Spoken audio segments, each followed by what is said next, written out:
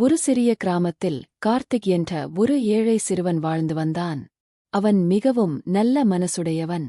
தினமும் பள்ளிக்கு போகும் வழியில் அருகிலுள்ள கோவிலுக்கு சென்று கடவுளை மனமார வணங்குவான்.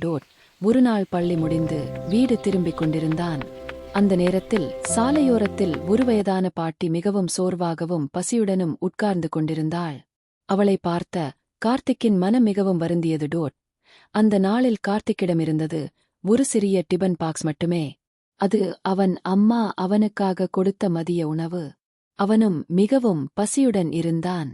ஆனாலும் அந்த பாட்டியின் நிலையை பார்த்ததும் அவன் தயங்காமல் தன் உணவை அவளிடம் கொடுத்தான். பாட்டி அந்த உணவை சாப்பிட்டு மகிழ்ச்சியுடன் கார்த்திக்கைக் கண்டு சிரித்தாள்.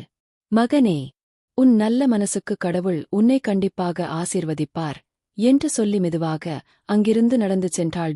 அடுத்த நாள் கார்த்திக் அதே வழியாக பள்ளிக்கு போகும்போது அந்த இடத்தில் ஒரு சிறிய பை கிடந்தது. ஆச்சரியப்பட்ட அவன் அதை எடுத்து பார்த்தான். பையன் உள்ளே சில பணமும் ஒரு சிறிய கடிதமும் இருந்தது. அவன் அந்த கடிதத்தை திறந்து படித்தான். அதில் எழுதப்பட்டிருந்தது, நேற்று உன் உணவை கொடுத்த அந்த பாட்டி நான்தான். மனிதர்களின் நல்ல மனசை பார்க்க நான் வந்தேன். உன் கருணையும் உதவி மனப்பான்மையும் எனக்கு மிகவும் பிடித்தது. இந்த பணம் உன் படிப்புக்கு உதவியாக இருக்கட்டும். நல்ல மனிதராக வளர்ந்து மற்றவர்களுக்கு உதவி செய்டோட்.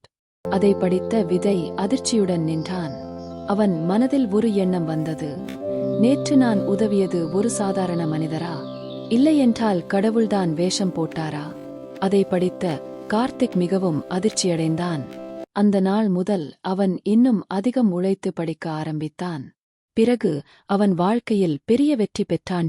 கதையின் நெறி: நாம் நல்ல மனசுடன் செய்யும் சிறிய உதவியும் ஒருநாள் பெரிய ஆசீர்வாதமாக திரும்பி வரும். இந்த கதை உங்களுக்கு பிடித்திருந்தால் லைக், ஷேர், சப்ஸ்கிரைப் செய்ய மறக்காதீர்கள்.